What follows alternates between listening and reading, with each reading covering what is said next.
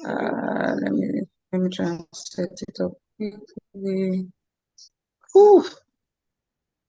Okay. I think I might want to own this one. Let me.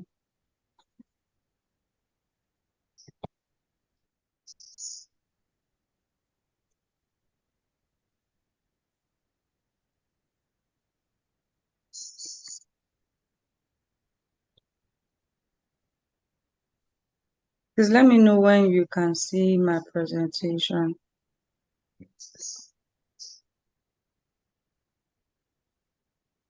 Yes, we can Yeah? see. Yes, it's good. Awesome. Where do I share my audio from so that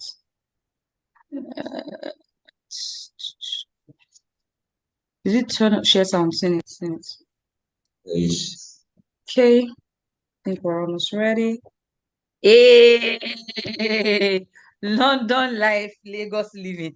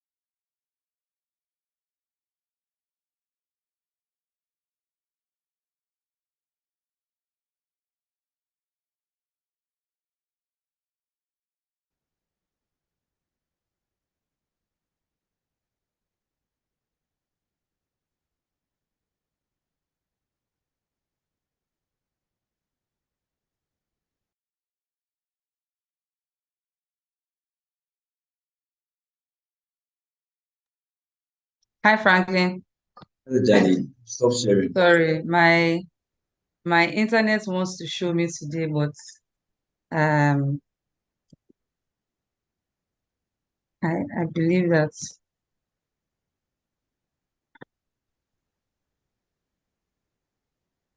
All right. It's learning session o'clock. Good morning, Yeah. everyone.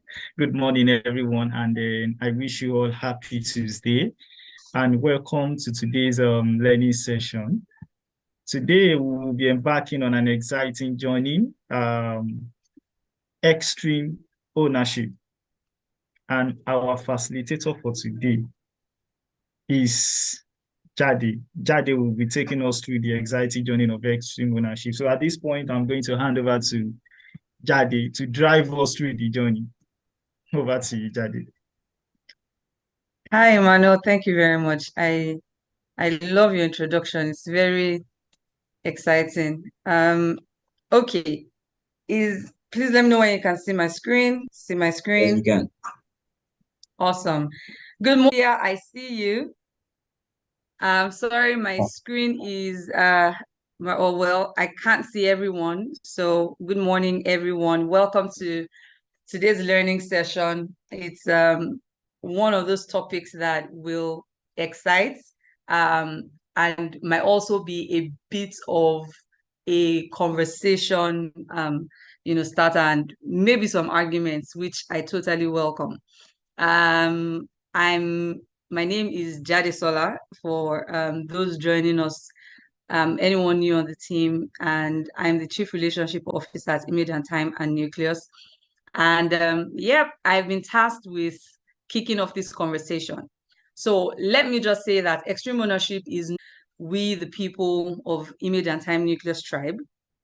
It's perhaps one of the fundamental kind of gets the team to have rich conversations around it and resolutions, because after we were done reading our amazing book, we're going to be going into this book as well. So you're going to be having Tuesday learning workshops, not sessions per se, and then Friday conversations around extreme ownership. And this is one of those topics where, we have to really, really explore. And I'm asking everyone to please come full force today. We're going to be exploring a lot of scenarios, and every opinion is welcome. However, I just want to state that by the time you start reading the book, or when we start exploring the conversations, we're anchoring a lot of, or not a lot actually, we're anchoring everything on principles, right? On the principles of extreme ownership. And the concept of extreme ownership was brought to the fore by two Navy SEAL officers who, of course, have spent the major part of their lives in combat and, surviving, and also, trying to just account for and share the discipline of what makes amazing SEAL, and also what makes amazing leaders. And so they boiled it down to this concept and broke it down to 12 principles that we would be exploring. But today I'm not going to bore you. It's not boring, but I'm not going to go deep into the principles. I want to hear your thoughts on the different scenarios that I'm bringing forward. So, Franklin, or Emmanuel, I'm going to need you to please help me with the comment section. I will try to dip in every now and then, but please feel free to draw my attention to any conversation there. Emmanuel, you started distracting me already. You are meant to be the one helping me.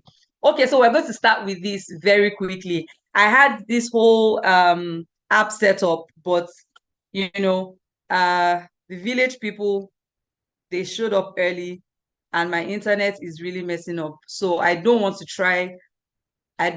try myself. I'm just going to, can you still see my screen? I hope you can see the right screen. Yes, we can. Can you see my presentation? Yes, we can. Okay, cool. I was saying No, that we can see your Chrome. Okay. bugger. Okay, sorry, just a second. Just a second.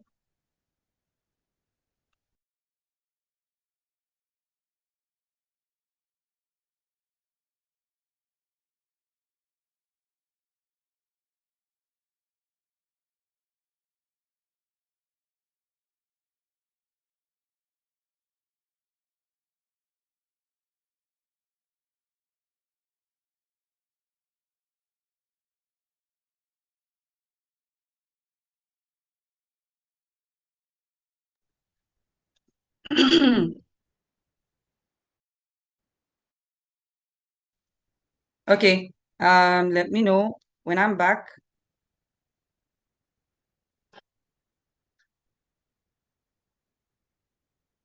Why is it going there?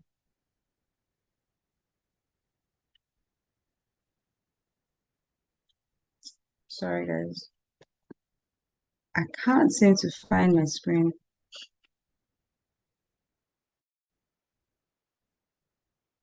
Okay, let me close this.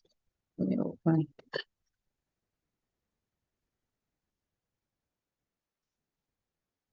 Okay. So while we wait, let's take our poll, and then I'll pull up my screen again. So my first, so that tea or coffee? Let me hear you in the comment section. Tea or coffee? Bukola, I don't want to hear you, quite frankly. Like, so predictable. I never met a more avid coffee drinker in my life.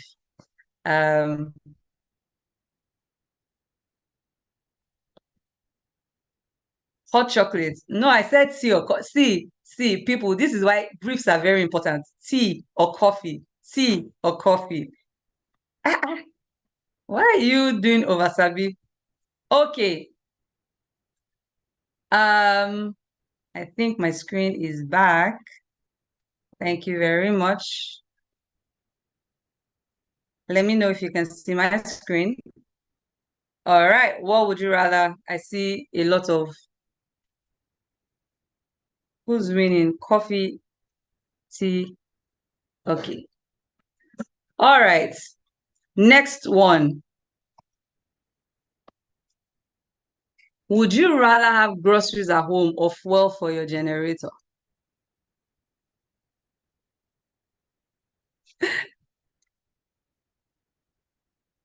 Would you rather have fuel for generator, Netflix and chill, or have food in your home?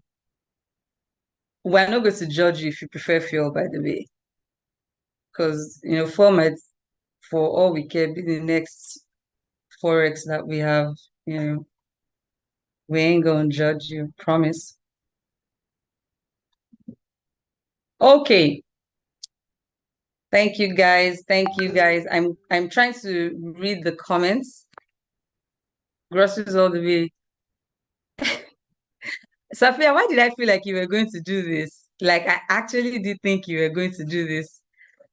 Let me see.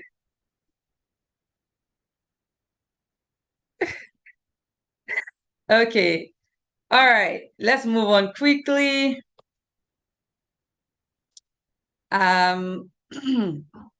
So again, I'm just going to drop this here. Like I promised, I'm not going to speak a lot. I'm going to hear you guys speak, but I just wanted to share this.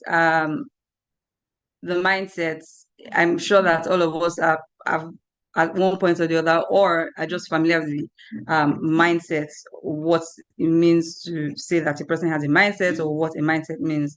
It's just the mental attitude that determines how you interpret and respond to situations, period.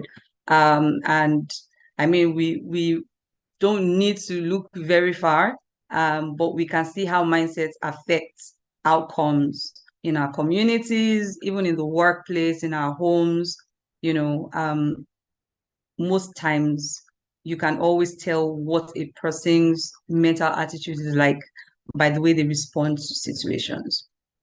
And that brings me to, oh, sorry, before we go to the next slide, we had a very interesting conversation yesterday. Some of my colleagues, whose names I won't mention, and there was a question that came up, and I said I was going to pull it here, right? And that question is, who should be responsible for driving our corporate culture? And I'd like to see your thoughts. I'd like to read your thoughts in the comment section. Who should be responsible for driving our corporate culture? Who should own our culture? Should it be the CEO? Should it be management? Should it be people and culture officer? Should it be everybody? Anybody? I'd like to get your thoughts on it. Everyone. Bukola, really? Who's office culture officer? Okay, so please, Daniel, can you tell me why you said everyone? I'm just going to pick. Oh my God, just why did you have to do that? I was waiting to drop that as a gem. Why did you have to pick Philip? I picked Philip already. So who should own our culture? Daniel, why did you say everyone? Hi, Daniel. Yeah, it's everyone because so they say laws are made to be broken. Even the people that make the laws can still break them. But how do you question accountability? It's when that's which those who make the laws are able to pass a proper understanding of those laws. That is the culture now, down to the people. And then it's left for the people to actually understand the culture and live by the culture. And in that way, it's everyone, because at the end of the day, you can have a culture and I may not like the culture. And everybody that comes into the system may not like the culture and they may want to live the culture. So at the end of the day, the people still matter. The people do. In fact, it's everyone that is involved in owning the culture, in ensuring that the culture works. Yeah. Okay. Thank you, Daniel. So it's we the people. Please, does anyone have a dissenting opinion? I'd like to know if anyone has a different opinion. Maya, if you don't have a different opinion, I'll remove you from this call. All right, please go for it. Please do it. It's not. Good morning, Jade. It's not a Hi, different Maya. opinion. No. It was Okay. my hand was for to explain why it should be everyone. So yeah. Oh, your hand? No, don't worry. Thank you. I just want to take two people. Anybody with a different opinion. I mean, sometimes we say things like when everyone owns. I see your name. I want to see. Okay, Maya, I see you. Okay, so your thoughts. What are your thoughts about the video? Anyone about the concept? Oh, Afolabi. All right. So every other person is familiar with extreme ownership. Okay, that is beautiful. Hi, Velma. I'm scrolling through. I see your name. I want to see your face. I'd like to know what you thought about the video and what he spoke about, like what stood out to you in the points that he raised. Hi, Jade. This guy he's suffering from post-traumatic stress disorder. He looks very upset. He is a war, he's a war veteran. I I did think he's just like that permanently one. serious. Like that one caught me off guard. Like I literally almost missed the message because I was like, more. And he seems as if he's actually he looked very stressed. But yeah, I get the point that he's trying to make actually. The examples were a bit extreme. But I guess from his perspective that works. That's where he's coming from. But yeah, I get understand what he's trying to say. That extreme ownership is very, very important. And he was using his own life experience and as an army veteran to explain why it was that important. Yeah. Okay, thank you. Yeah, he's very intense, and I think you'd understand why. HRM, Over your thoughts. intensive. Hi, good morning, Jade. Good morning, Good everyone. morning. Yeah, so thank you once again for this beautiful video because it's like you're actually speaking to me regarding what happened last week. To use that as an example. That is the game we're supposed to come up with as a group. So what really happened then was just like they said, no excuse. Yeah. So I restarted my system. So where I have my to-do list, it got closed, so I couldn't do it. Then another thing again that stood out for me was like I knew, like I don't know every other people on my group, and none of them reach out to me prior to the time that, oh, what are we doing on this thing? So that's why I had to like take it upon myself, like to like take ownership for for the group not being able to deliver what was expected of us the day we are supposed to. I will just take the whole blame and accept that yes, it's on me, because if I remember I would have done that. And the other group member as well, they didn't reach out as well, not until when someone DM me during the live session that, oh, I feel like what so that moment I was like, what? Are we supposed to do this? So that's why I just had to like take it upon myself. Okay, I'll take extreme ownership of not delivering what we are supposed to do at that time. So yeah, thank you again for the video, and we were able to do what was expected later on to was shared. And from that moment as well, what was delivered last week, I get to have a lot of insight on what I was expected to do, which actually helped me working out the main deck that we're supposed to share. All right, so that's just my 2 cents. That's a perfect example, actually. I didn't even remember that, but thank you for sharing and thank you for giving that perspective. Taiwo, hi Taiwo. Your Hi, thoughts on this? Jade. Larry, I'm sorry. I see your hand. I'm sorry. I know you will forgive me. That's why I skipped you. I'm sorry. All right, thank you so much, Daddy. I really love the video. And for me, I mean, so as a person joining the company, I think two things stand out for me. That's over communication and extreme ownership as part of the culture of the organization. Okay, so you actually made mention of we taking responsibility and bringing it down to our home business. I've seen, can you still hear me? Yes, loud and clear. Okay, so I've seen a case in which we were at a meeting. I think it was more of a presentation in which Ayotunde was part of the meeting, and I'm not sure if it was a pitch or so, or our normal meeting with the TLCC team. And he actually came to rescue me. It was not like a rescue mission. And after the session, he has to tell me that, okay, you could have done X, Y, Z just to present yourself better or make the pitch a bit better. Right. So in his own case now, he actually took the whole responsibility, which is quite fine. But I just believe that as a team internally, you should be able to have the conversation I know that this and this person are responsible for this act, why you might not necessarily push the blame to the next person. That does not mean that we shouldn't look at the whole scenario and look at what can be done better, such that the person that ought to do what is being expected of such a person will know next time that they are responsible for this.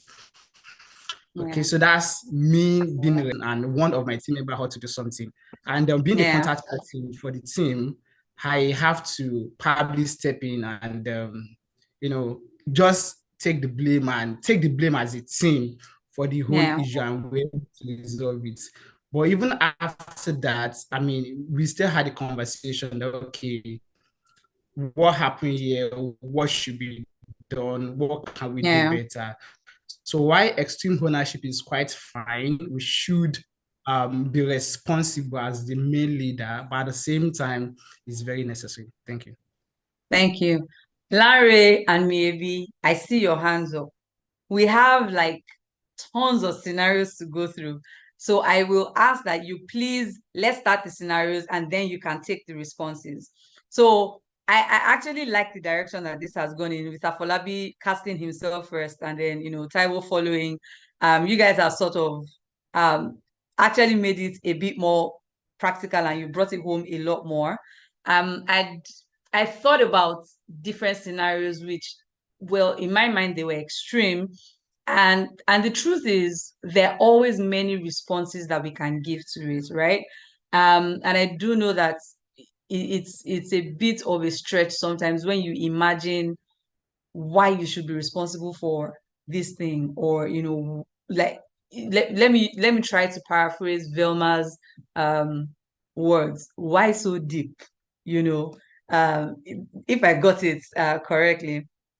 Why so deep? Why do I have to be, the one responsible for this thing? Okay, let us explore our scenarios.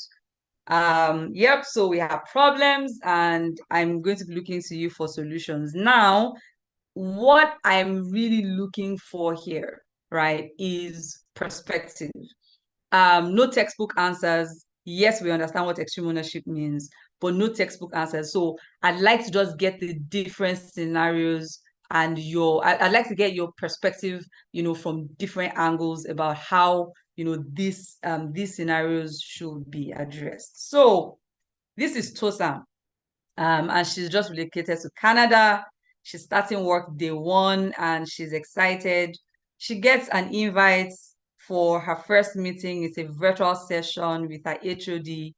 And then on Sunday night, she's on a video call with her siblings, catching up, and then gets a frantic call from her, HR manager. Please don't picture Emmanuel right now, telling her that, this meeting has now been rescheduled and it's going to be a physical meeting. Now, first point to note is she's new in town, so she doesn't really know her way around, right? And then she picks the job because it's like 90% remote. I don't want drama. I don't want anything. And now she has to find her way to work. And of course, she's already nervous because she feels like she's going to be late for work. Uber fare is $250 to the office because of the distance. And she can't use the train because she's a rookie, right? What should Tosan do? What should Tosan do? What should Tosan do? By the way, my middle name is Tosan. So I just thought to put that in there. All right. I will go. Maybe would you like to, be our first counsel for the day? Your hand was up. Larry. Okay, Larry, please. Larry, go. You're so adamant. Okay, go for it. Thank you, Larry. Hi, Jade. So I did want to speak, but then I remember that I had a similar, maybe not 100% same scenario when I was going to join the organization here. My interview with GB was an unconventional one. No. Again, it was unconventional because it didn't happen on a weekday, and I did not mind. Right? It happened on a Saturday. It was fine. But again, like I said, it's similar because I only had to have a conversation with HR. I remember that I called back. So in this case, I think that first thing that Tosa might want to do is to call the HR person back and provide context into a situation. I just got here. You might even want to provide context around the cost of the Uber fare, because I'm thinking of the Japa reality right now. A lot of people get there and there's not a lot of cash at hand. Like we took all the loans in Nigeria to get to the first place. You want me to spend $50. So I think that she needs to communicate, let them know that I'm not trying to avoid this by any means. Maybe what could be better is, hey, HR, give me the best way to get there without spending $50. Or maybe we can reschedule for a later time. And yeah, that's what I would advise. Now, if all of this isn't adding up, my own person would do all I have to do to get there and make that impression. That's the kind of person that I am. I'll do all I have to do and I'll get there, make the impression, and we'll move on. Later on, I'll probably then say it like, man, you guys did me they did you dirty. Okay, thank you so much, Larry. Praise.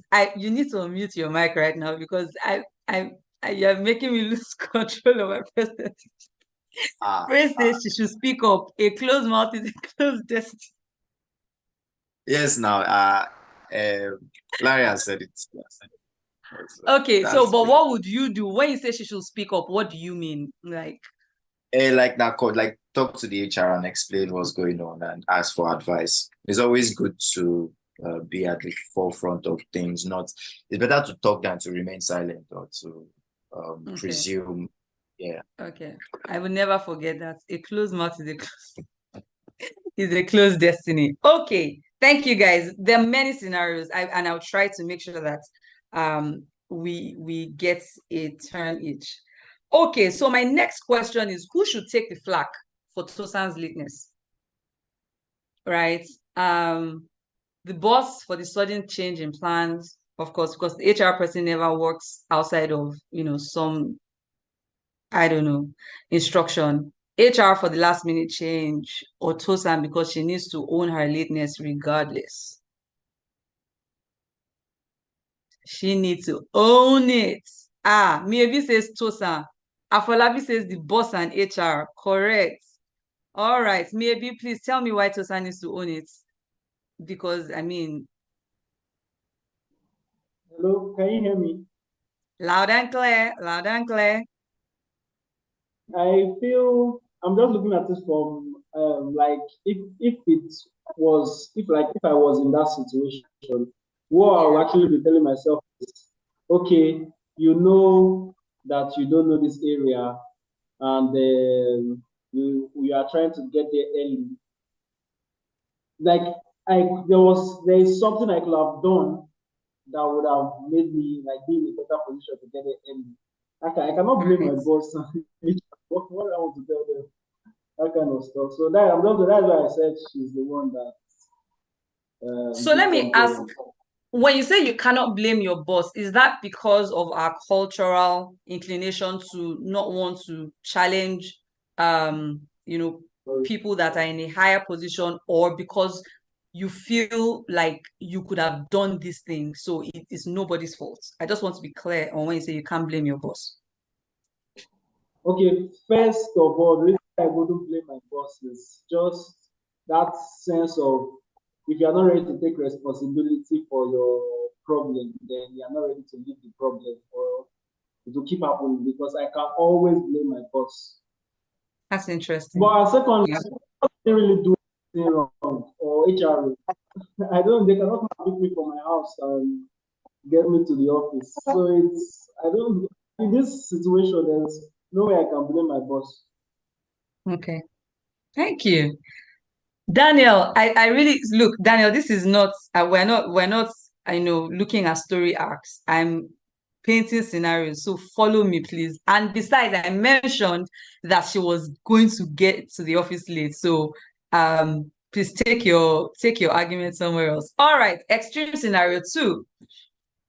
This is Joba, the new team lead from Amazon, as assigned as your boss, kind, charismatic, really knows his job. And then he's been given 5 sharp techies his job is to deliver a new AI feature for their e-commerce platform in 2 weeks. So Joba goes through, the pains of having an immersion session with his team, jobs to be done, defines it, gives them the task, does everything, like explains the objectives, does all of that. Now, they have their first review week 1, and he finds out that 3 people on the team have completed their tasks for the first week, but then the other 2 haven't been able to, complete the task. So he's frustrated, but then goes through the process again and has a sit down with them and tries to make sure that, they sort of get it, because they said they didn't get it, but they were all at the immersion session, and, the energy was high and everybody left the room, excited. Now, the 2 weeks rolls by, and then he's shocked and utterly disappointed because they still did not complete their task. Ultimately, of course, you know what that means, dragging the others. Now, Joba is in a similar scenario as Joko. He has to go to his boss. He has to go and report the status. And, he tries to explain what has happened. And then his line manager, Boma, just calls him out and says, look, it's your fault they didn't deliver. This is someone that's had 2 immersion sessions. This is someone that's had a one-on-one with people who couldn't get their jobs up to the timeline or over quickly enough, right? And honestly, this is Joba's question. I'm sorry, are they not being paid a salary to work? How is responsibility of timeline my problem after I've done what I think I should do, to ensure that they deliver to time? If you were in Joba's shoes, what would your own assessment be, right? This guy, in all fairness, I mean, he's gone the extra mile trying to, communicate what the vision is, what the jobs to be done are, and he's done that twice. But then he still walks into a meeting. Can everyone hear me? I can see that my internet is unstable. I hear you, Jade. Yeah. All right. So, please, even I typing this one, I'm just like, yeah, like you're paid to work, for crying. Why should I get the flack for you after I've done everything that I can? So, who are we calling out here? Honestly, like who should we be having a conversation? Any takers? Any takers? Hi, Timileyi Apena. On the call. Don't. Yes, I was going to come. All right. So you're in this situation. Okay. Is this really his fault? This one is quite a tough one, but I would say it's Joba's fault. Number one is it's a different thing to give timeline to your teammates. And then it's a different thing for you to follow up. If there are 7 days, maybe the 3rd day, follow up with where are we, what are we currently doing, and if there is anybody still struggling. If I were to be in Joba's shoes, I'll probably stop and continue, because the first time I've explained we are still struggling. Second time, and then because we are close to the end of, when we are supposed to turn in our project, and then I'll just take it up and then continue. And when we are done, I will actually try to find out what the problem is, because I think it's a problem at the moment. Afolabi, okay. I'm loving your ginger. Please go for it. All Thank right. you, Timileyi.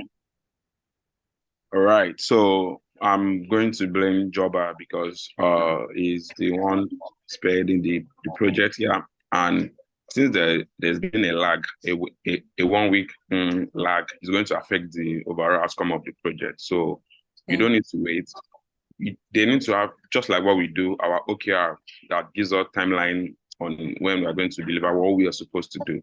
So there should be a daily report that he also checks to ascertain that yes, they're actually doing what they are supposed to do. Because right. at the end of the day, they will not be the one to face the superiors. You are the one, and you are the one that will be like, is it that you're not managing your team well, or you don't know how to manage the team? So it's going to fall back by you being the head of, or being the person leading that team. A week gone, we are definitely, unless you have to bring in an external body to come and help them to continue the project. So he needs to follow up, not like, apart from following up, they should have where they drop like daily updates of, okay, this is what we have, this is what we've achieved, this is what is remaining. So stuff like that needs to be like documented on a daily basis just for them to get the project out of the way. Yeah. All right. Thank you. Taiwo, I'm going to push you to the next scenario, please, so we can move. Thank you, Afolabi. You know, I know, I mean, if we're going by the principles that we're learning, or that we know to be true, yes, the leader, you take the flak. But then I'm also wondering, like, how about the two people who are really just dragging everybody back, right?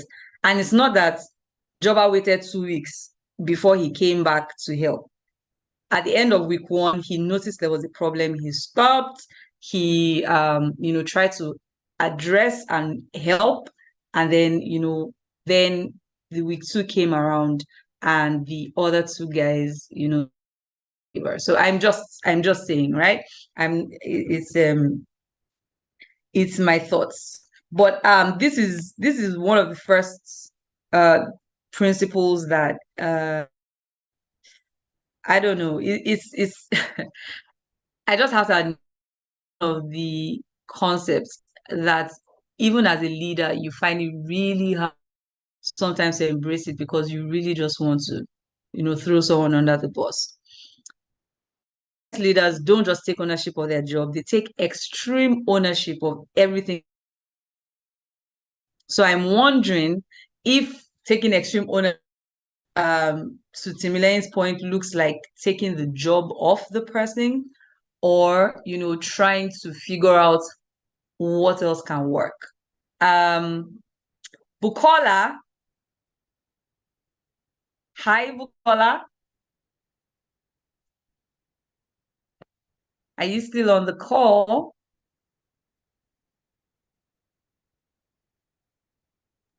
Hi, Jade. Yes, I am. But I'm going to go through a tunnel in a sec. So oh, okay.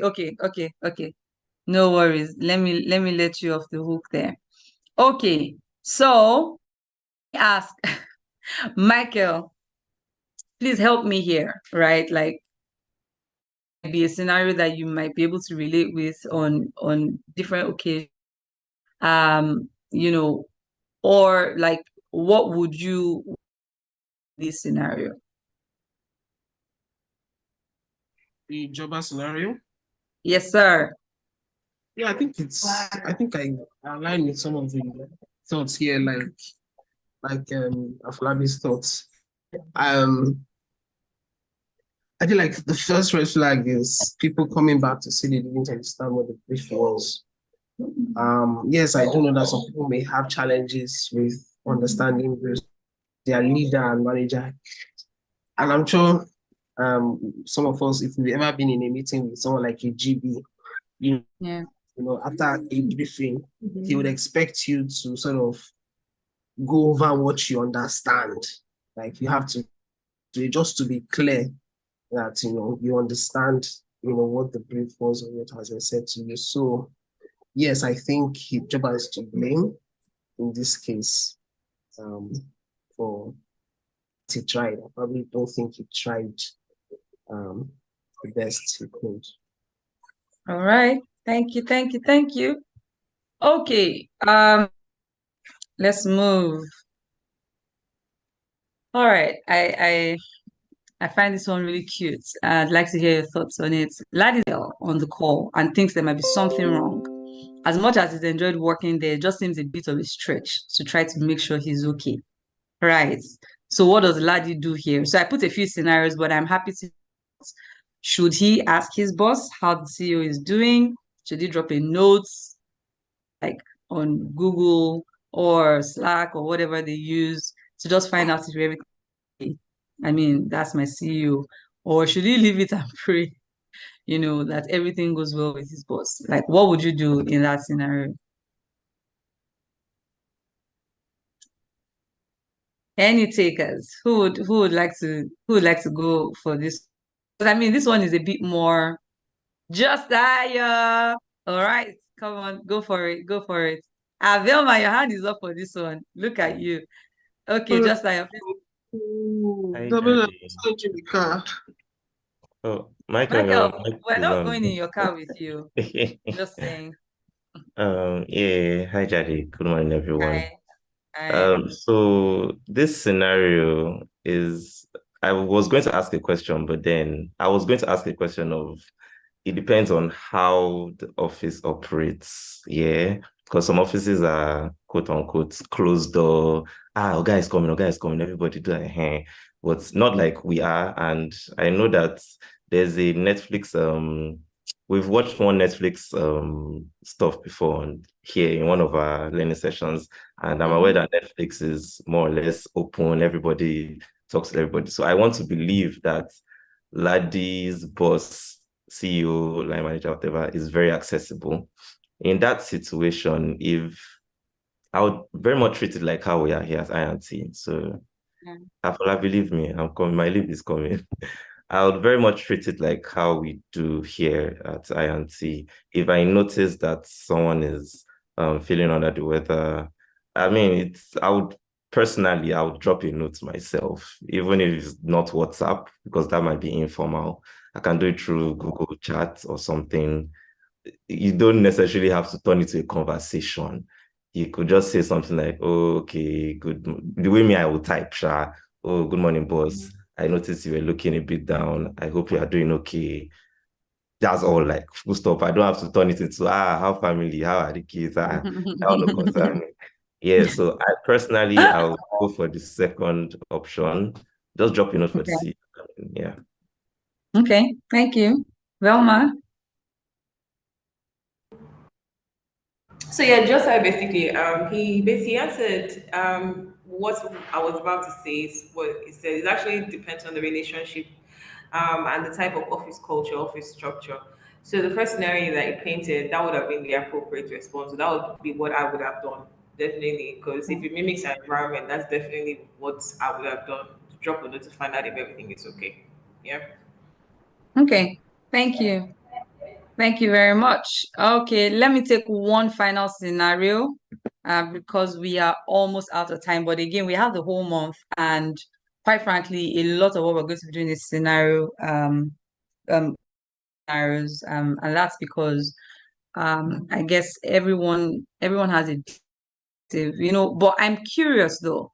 Let's say that it's a good work culture, but then this is CEO, and they're not your yes, there's an open door policy, but you probably don't get a chance to talk to them as much. Don't necessarily have a relationship with them, right? Like, what would you do? But you feel like there's something wrong with this person.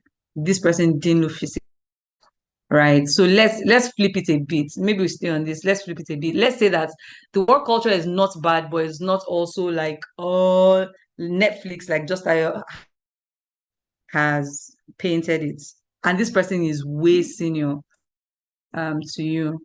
What would you do in that scenario? So anybody else, Maya, you were gonna say something, or anyone else? Um, do I want to poke anybody right now? Or should I just leave it? Joey, DJ Hey, Daddy. in the I missed house. you. Joey I Joe. just missed I was good. I'm scrolling. Who have I not poked today? All right. Jay, what would you do? Yeah, like you said, if it's not really an open door, well, not open door, like if you can't directly approach CEO yourself. Next thing to do would be to ask like normally in our own organization, you can just drop a, like just I say, you can just drop a note. But I think in more, let me say more traditional, because we're not really a traditional organization. Okay, let me try to bring it home a bit so that we're not struggling a lot. Let's say that we got on a call with Mr. Tunji, right? That's our group head, and you notice he's not feeling well. It's still a warm culture, right? But I mean, you probably don't get to see him every now and then, right? What would you do? And you can tell, like, this is the same thing, like he doesn't look well. I hope that helps. Sorry, can you repeat that? I didn't get that. So you kind of So I said, let me bring you home and let's put Mr. Tsunji in this context, right? Mr. Tsunji is the group MD for Republicom, right? Or even the global. I mean, we keep mixing his title up. So I'm what I'm trying to draw out is, what would you as Joey do, right? It's not right to do or what is wrong to do, but what would you do in that scenario if you like saw him on a call, look great? Okay, I think I obviously I can't approach Mr. Sunji like directly. So I'll obviously ask somebody like GB or at least even if or Michael to just sort of get at least some information. I can't say, oh, let me go and text. I don't even have his number, I don't have his details. So I can't go and meet Mr. Anthony and say, are you okay, sir? It may be a nice gesture, like intention wise, but yeah, I also feel like it may denote some sort of I don't know the words used for it, like you're just maybe, let me just, for lack of a better word, let me just say carefreeness. Like you just approach Mr. Tunji like that and are you okay, sir? I hope you are. Are really nobodies. I know you're nobodies. So I think the next best thing would be to approach my superiors, either Michael or GP or you, right, to ask if they are doing, if he's doing okay. Okay. Thank you. It's 2 minutes past 10 and I'm enjoying the conversation, but like I said, it's ongoing, and other members of the team will be tagging along, or well, no, not tagging along, will be team tagging to run the sessions. And what I actually would like is if you also have any scenarios that you feel might be worth saying, please DM me. I would add it to our next scenarios because I just want us to explore the idea of extreme ownership. This thing where it doesn't who has dropped the ball.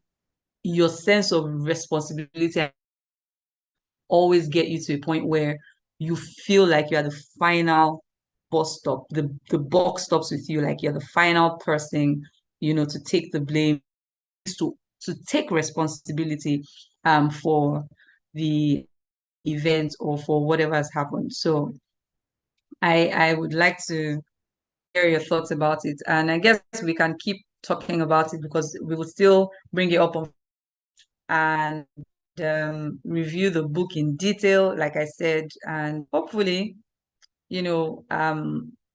next week I would like to share organizations have done just in terms of embracing extreme, and it will be cool to know, what we think about it and what we'll also adopt as a team. So thank you guys very much. Very interactive session, and praise, you have the boots for today. Say a closed mouth is a closed destiny. So I'm giving you the trophy for that line. All right, guys, have a lovely day, and let's keep thinking about extreme ownership and keep questioning whether or not we are practicing it, aware of it, or even understand it. All right, people. All right. Thank you very much, Jade, for providing wonderful insight to that topic. And I'm sure every one of us has taken one or two lessons from today's session. Personally, me, aside being responsible, I've learned that you have to probably periodically examine yourself to be sure that you are still responsible.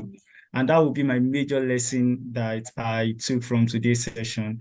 And I want to appreciate everyone for your participation. I want to appreciate everyone for your comments. I want to appreciate everyone for your contribution as well. And I wish you all a fun field day and a pleasurable week ahead. Bye, everyone. Bye, guys.